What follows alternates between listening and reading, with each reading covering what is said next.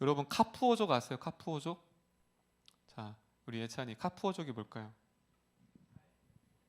차에 오일하는 거. 그렇죠. 카푸어족이 요즘 젊은 세대들의 되게 예전에도 있었지만 요즘 따라 더 그러는 것 같아요. 외제차 있죠? 그 등골 휘는 거예요. 그렇죠? 모르겠어요. 남자들은 다 차에 대한 욕심이 있는데 글쎄요. 저는 차에 대해서 모르겠어요.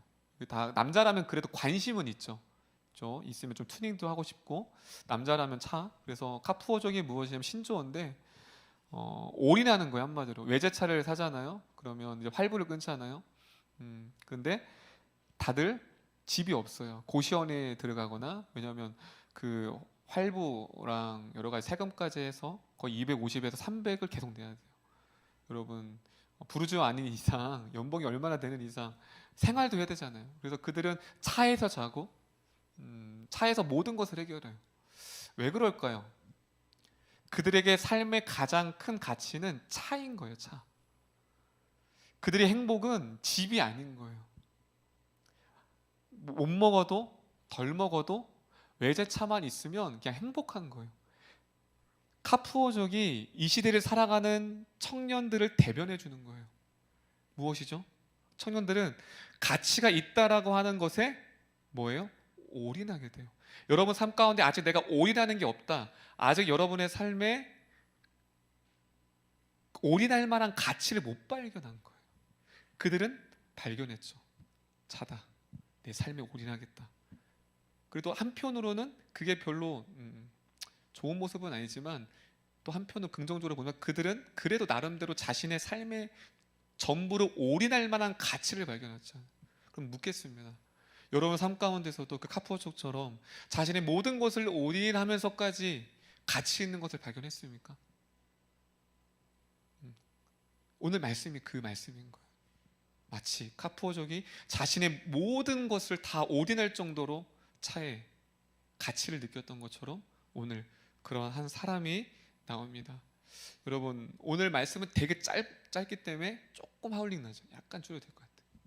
약간 오, 이 네. 마이크 테스트. 네. 여러분 오늘 말씀은 짧은 스토리도 되게 간단해요. 뭐예요? 어떠한 밭을 일구는 일꾼이 있었는데 어느 날 발견했는데 뭐가 있어요? 그 안에 툭 걸린 거예요. 딱 보니까 땅을 파니까 뭐가 있어요? 보화가 있었죠. 그래서 그 보화를 얻기 위해서 이 밭을 모든 소유를 다 팔았다. 되게 단순한 말씀이죠. 근데 그렇다면 이 말씀을 예수님께서 우리들과 제자들에게 오늘날 우리에게 어떠한 의미로 다가오는지 말씀을 보겠습니다. 자, 우리 PPT 볼게요. 44절에 보면 자, 천국은 마치 밭에 이것이 천국을 비유하는 한마디로 하나님의 나라. 예수님께서 이 비유를 드는데 하나님의 나라는 마치 이와 같다라는 거예요. 자, 천국은 마치 밭. 자, 여러분 보세요. 천국이 밭이에요, 감추인 보화예요? 밭일까요, 보화일까요? 천국은 이걸 헷갈리는 분도 있어요. 천국은 밭에 감추인 보화인 거예요. 근데 그 보화가 감춰져 있다. 여러분 여기서 감춰져 있다는 건 무엇이냐면 아무나 발견하지 못한다라는 거예요. 여러분 그 보화가 밭의 바깥에 있었으면 누구나 볼 수 있죠. 많이 울리는데요. 여기 빼주면 좋을 것 같아요. 임팩트를. 네. 좀 줄여야 될 것 같아요. 네. 자, 다시 감추었다는 건 무엇이냐면 누구에게나 다 누릴 수 있는 권리가 없다라는 거예요. 이 농부도 마찬가지였어요. 그런데 이 농부가 그 보화를 뭐 했대요? 여러분 그러니까 우리가 번역될 때 약간 오해를 해요. 발견한 후라면 마치 농부가 이 보화를 발견하기 위해서 캐내는 시간이 오랫동안 있어서 드디어 발견했다라고 해요. 그죠? 그렇게 번역을 보면 발견한 후는. 그런데 원어는 그렇지 않다. 다릅니다. 휴리스코. 이 단어가 언제 헬라어로 쓰여지냐면 우연히 의도치 않을 때 쓰는 단어예요. 그럼 이 농부는 이 보화를 발견하기 위해서 열심히 땅을 판 게 아니에요. 그냥 평소처럼 밭을 갈고 있었는데 의도치 않게 우연히 이 보화를 뜻하지 않게 뭐 한 거죠? 보화를 발견하게 된 거예요. 그렇다면 예수님께서는 왜 이 비유를 우리에게 허락하셨을까? 그런데 그 농부의 반응이 놀라워요. 뒤에 보세요. 발견한 후 다 따라합니다. 발견한 후 숨겨두고 기뻐하며. 여러분 지금 이 보화를 발견했을 때 이 농부가 어땠대요? 주체할 수 없을 정도로 기뻤대요. 자, 질문입니다. 왜 이 농부는 이 보화를 발견했을 때 기뻐했을까요? 주하나, 왜 이 농부는 이 보화를 발견했을 때 기뻐했죠? 왜 기뻐했죠? 반응이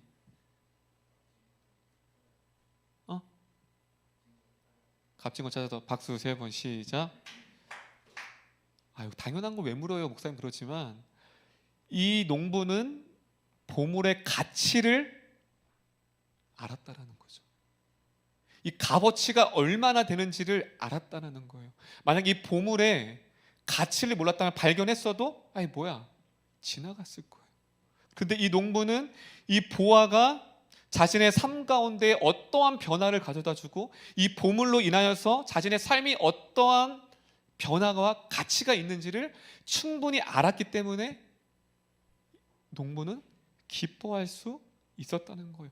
그래서 그 뒤에 행동이 무엇이에요? 다답니다. 자기의 소유를 다 팔아 밭을 사니라.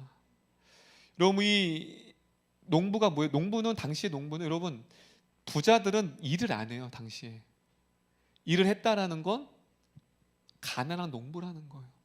그 이 밭을 살려고 보니까 자신의 전부를 팔지 않으면 이 밭을 살 수가 없는 거예요. 그래서 이 가난한 농부는 결심합니다. 자신의 모든 소유, 마치 카푸어족처럼 자신의 모든 것을 다 올인해서 밭을 사게 됩니다. 이게 오늘 본문의 배경이에요. 오늘 이 말씀을 통해 목사님이 주목하고 싶은 건 농부와 한 명의 오늘 등장하진 않지만 같이 대조되는 인물이 있어요. 누굴까요? 오늘 이 본문에 나오지 않지만 이 농부랑 대조되는 사람이 나와요. 누굴까요? 솔지야, 누굴까?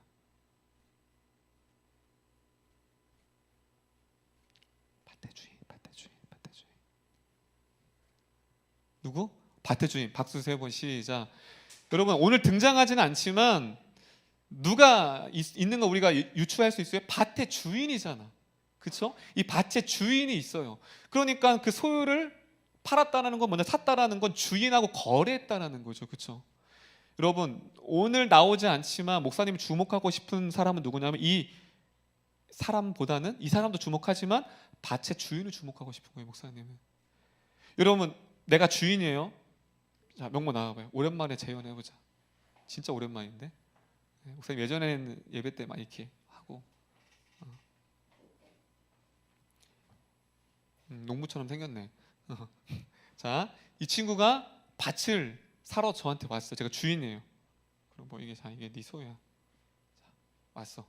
자, 이 친구가 자신의 전부를 가지고 왔을 때 이 농부의 입장에서는 어떤 생각이 들까요? 이 어리석은 놈이 이 밭을 이 전부를 살아서 이걸 산다고? 다 따릅니다. 땡 잡았네.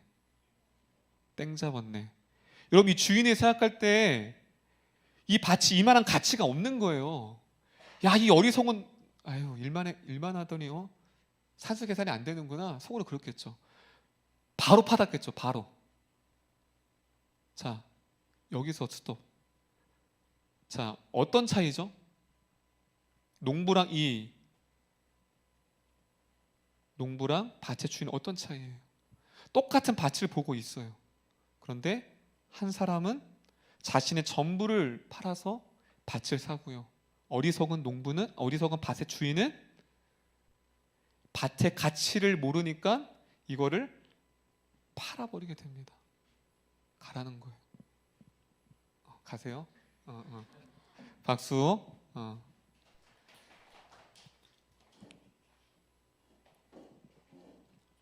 만약에 나중에 이 농부에게 밭을 판 주인이 자기 밭에 보물이 매장되어 있다는 걸 알았더라면 어떻게 할까요?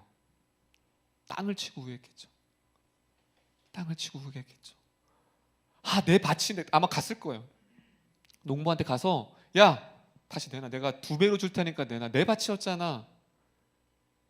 그렇게 후회한들 이미 밭은 누구 거예요? 농부의 것이라는 거예요. 오늘 예수님이 천국을 통해 우리에게 비유를 던져주고 있어요. 그렇다면 원 의도가 뭘까요? 간단합니다. 천국은 모두에게 주어지는 것이 아닙니다. 여러분, 천국은 모두에게 주어진 것이 아니에요. 여러분, 천국은 감춰져 있대요. 그래서 예수님께서 비유를 말씀하실 때에 이 천국, 이 모든 비유가 모두에게 주어진 것이 아니다. 모두를 깨닫게 하기 위한, 우리가 잘못 오해하는 것 중에 하나가 비유를 모든 사람들이 잘 이해하도록 비유를 든 것 같죠. 예수님은 그렇게 말씀하신 적이 없어요. 오히려 그들의 귀가 가려지고 하나님의 택한 자들만이 온전히 그 비유를 듣고 깨닫기 위함이라. 여러분, 지금 천국이 다 드러나지 않아요. 감춰 있대요. 감춰 있다는 건 내가 발견할 수 없는 거예요. 마치 농부가 우연히 발견하지 않으면 안 되는 것처럼 그 누구도 이 보화는 꽁꽁 숨겨져 있어서 발견하려고 해도 발견할 수 없고 그 보물을 취득하고 싶어도 취득할 수 없는 거예요. 한마디로 이 농부는 속으로 그렇겠죠. 얻어 걸렸구나. 근데 이거를 좀 은혜로운 말로 얻어 걸린 게 아니라 이 농부는 은혜로 보물을 발견되었습니다. 할렐루야. 예수님은 그걸 말하고 싶은 거예요. 얘들아, 너희가 경험한 그 하나님의 나라, 너희가 지금 은혜로 구원받은 그 구원이 얼마나 값진 보화인 줄 아니? 모두에게 허락된 것이 아니야. 다 감춰져 있어. 아무도 발견할 수가 없어. 그런데 마치 이 농부가 이 보화를 얻기 위해서 아무런 노력도 하지 않고 발견되어진 것처럼 너희들도 그 천국을 은혜로 거저 받았다라고 예수님께서 우리에게 이 비유를 통해 말씀하고 있는 거예요. 할렐루야.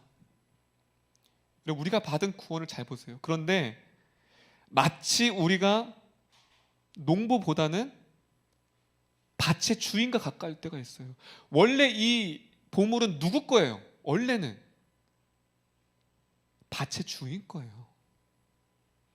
그런데 그 가치를 알지 못하니까 빼앗겼죠. 마찬가지예요.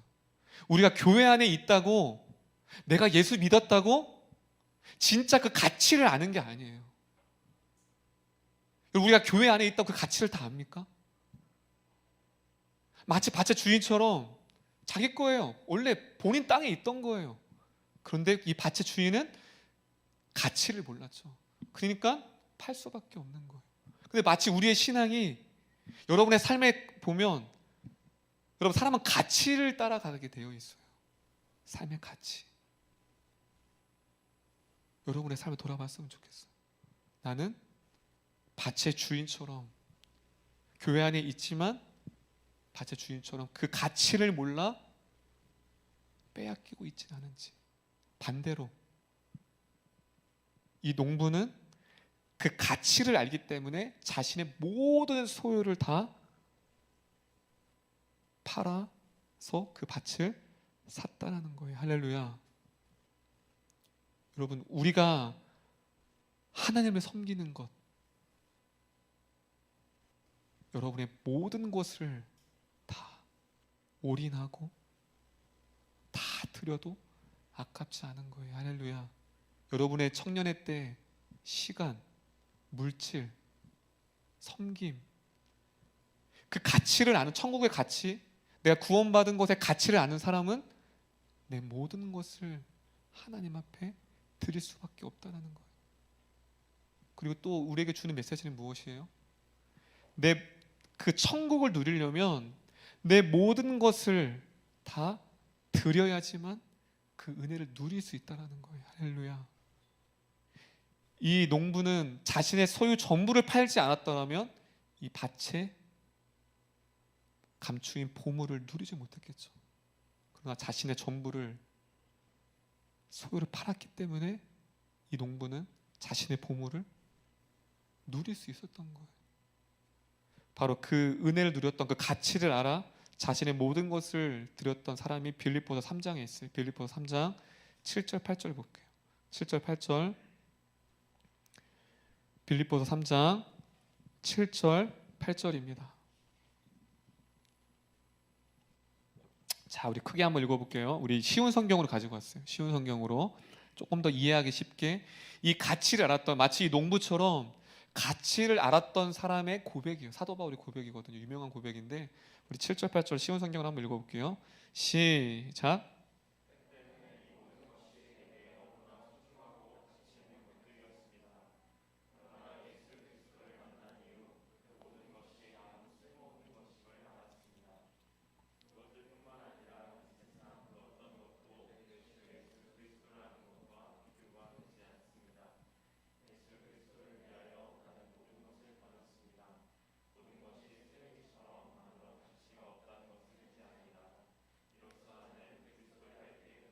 자, 쉬운 성경 7절 볼게요. 자, 여기서도 가치에 대해서 나와요. 목사님이 지난주 사사기의 말씀도 그렇고 오늘도 가치, 이 청년의 때 어떤 것에 더 가치를 두어야 하는가. 지난주는 말씀 뭐예요? 소유, 존재가 아니라 소유로서 살아간다는 거예요. 우리 청년들이 오늘도 그 가치를 이어가는 거예요. 자, 지금 사도 바울이 그때는 이 모든 것이 내게 소중한 가치가 있었대요. 그 전에 앞에서 말했던 빌립보서 3장부터 1절부터 6절까지 뭐예요? 자기의 어떤 실력, 권력, 가진 명예, 그 모든 것들이 자신한테 그때가 언제예요? 이 농부처럼 그리스도를 발견하기 전까지는, 그 보아 하나님의 나라를 발견하기 전까지는 세상의 모든 것들이 가장 가치 있게 살았어요. 그걸 향해 열심히 달려왔어요. 인정받기를 원해서. 그런데 뭐예요? 그러나가죠. 접속사. 그러나 예수 그리스도를 만난 후, 발견한 후 그 모든 것이 아무 쓸모없는 것이 됐대요. 한마디로 무가치하게 됐다. 예수를 만난 후로 내가 전에 가치 있게 여겼던 것들, 내 삶을 주관했던 것들 다 무가치하게 느껴졌다. 8절 보세요. 예수 그리스도를 아는 것과 비교되었을 때, 비교되지, 그 가치, 여러분 우리는 가치를 따라 선택하잖아요. 그렇죠? 근데 사도 바울이 뭐래요? 그 어떤 것도 예수님과 비교했을 때 비교할 가치가 없다. 그래서 그리스도를 얻기 위하여 자신의 모든 것을 쓰레기처럼 아무런 가치 없다는 것으로 여깁니다.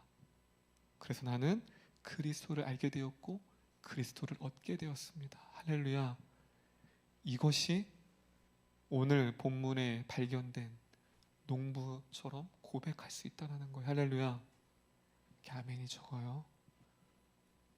그래, 그렇게는 살지 못해도 그렇게 되기를 원하는 사람들만 아멘. 이게 진짜 예수 믿는 자예요. 여러분, 청년의 때에 흉내내지 않았으면 좋겠어요. 예수 믿는 것처럼 흉내내지 않았으면 좋겠어요. 제발.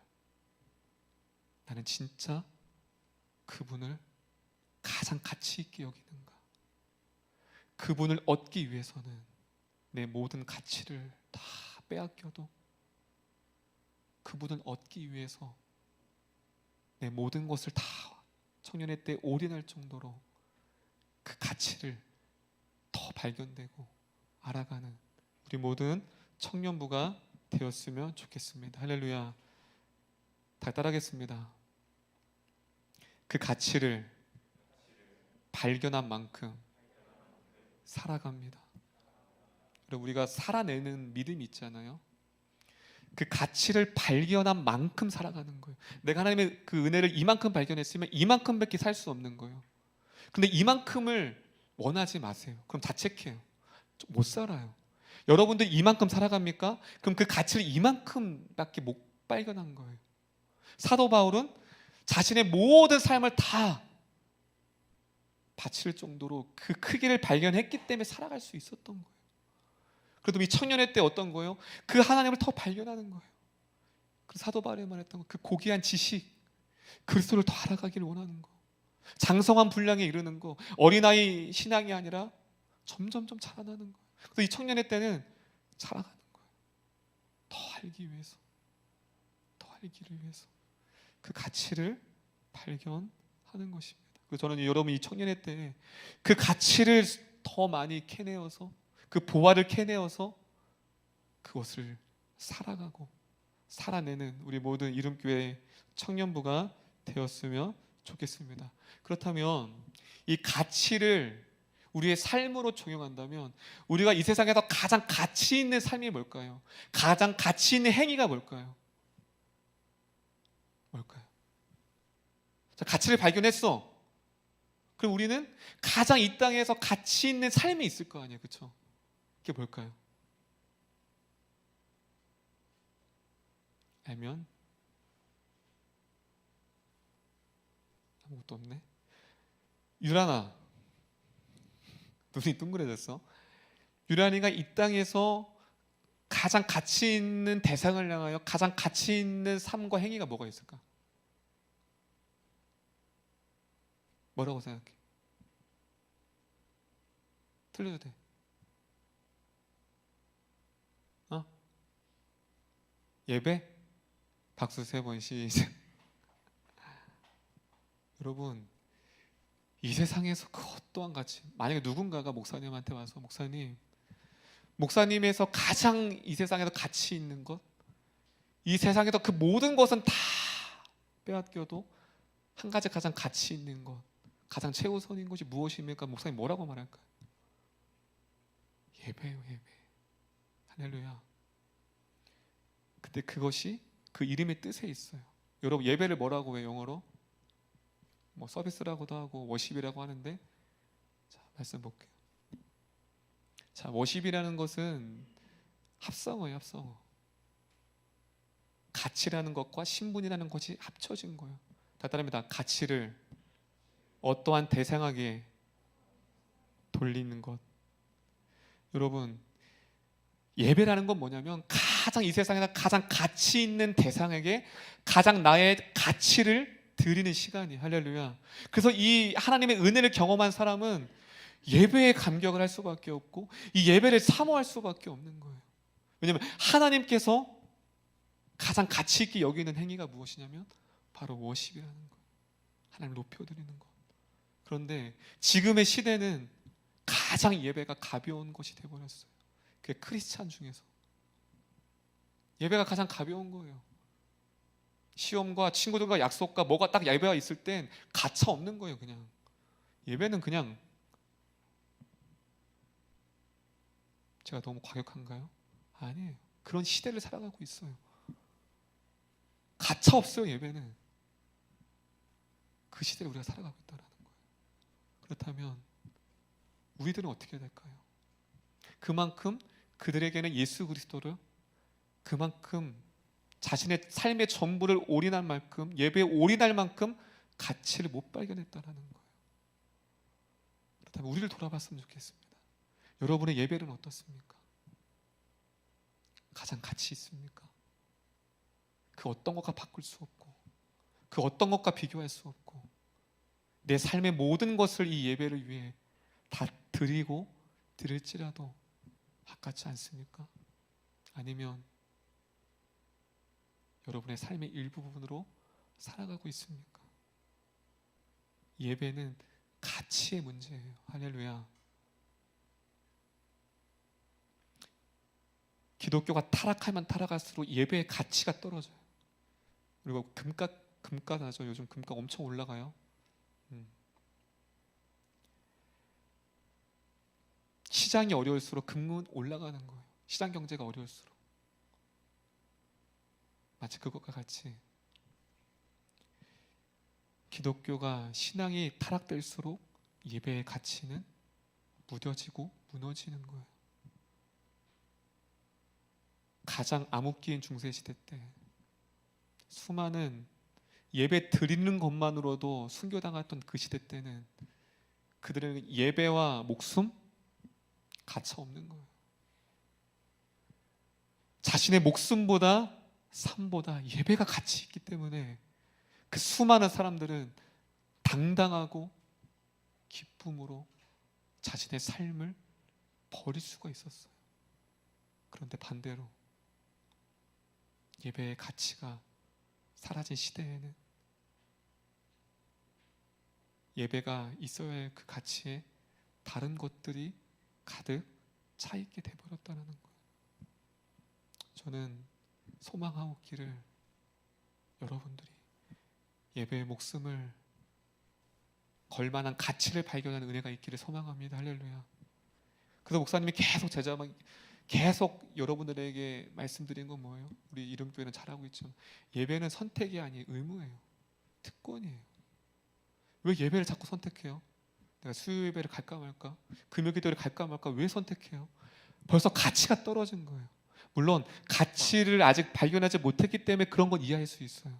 물론 그럴 수 있어요. 믿음의 발견한 만큼 살아가니까. 그렇기 때문에 그 은혜를 발견해야 돼요. 여러분 이걸 또 오해해서 예배를 많이 드리면 신앙이 좋다. 그건 아니에요, 여러분. 그걸 말하고 싶진 않아요.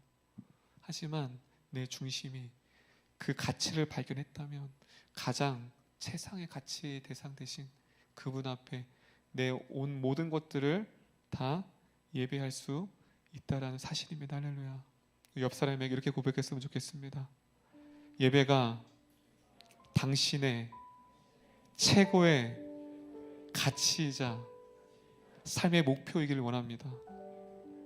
반대편 사람을 향해 여러분의 삶과 행동 속에 항상 예배가 있기를 원합니다. 할렐루야. 그거예요, 그거. 오늘 이 짧은 44절의 한 절을 통해서 우리에게 많은 것들을 예수님이 말씀하고 있어요. 감추어져 있어요. 하나님의 나라는 그 그리스도는 모두가 다 얻어지는 게 아니래요. 그런데 그 예수 그리스도 하나님 나라는 노력한다고 해서 발견되고 얻어지는 게 아니래요. 농부가 마치 우연히 발견된, 의도치 않게 발견된 것처럼 우리 인생을 봐요. 딱 이 44절이에요. 여기서 나는 하나님 먼저 진짜 믿고 싶어서 믿었습니다. 한번 손 들어보세요. 난 정말 예수님이 알고 싶고 예수님이 그리워서 난 예수님을 내가 만났다. 없어요? 없을 거예요. 아니 심지어 목사님 저는 진짜 그랬는데요. 내 친구들 예수님 믿고 변화된 거 보고 나 진짜 예수 내가 믿고 싶어서 믿었는데요. 근데 그것도 그 예수님을 믿고 싶은 마음까지도 누가 주신 거예요? 하나님이 주신 거예요. 할렐루야. 하나님이 그 마음을 허락하지 않으면 죄인된 우리는 예수님을 믿고 싶은 마음도 없는 거예요. 그래서 이 농부가 발견하고 어떻게 기뻐 주체할 수 없는 거예요. 여러분 기뻐했잖아요. 아니에요. 그 주님을 만났을 때 채울 수 없는 공허, 해결될 수 없는 이 절망, 그 주님을 만났을 때 주체할 수 없었죠. 이 농부가 똑같은 거예요. 여러분 엉마 펑펑 울었을 거예요. 기뻐할 수 주체가 없었어요. 그래서 뭐예요? 자기의 소유 모든 것을 다 팔아서 올인하기까지. 왜요? 가치를 알았기 때문에. 그렇다면 우리는 이제 어떻게 해야 되죠? 가치를 알아가는 거예요. 여러분 어떤 가치를 향해 달려가고 있습니까? 무엇을 쫓고 있습니까?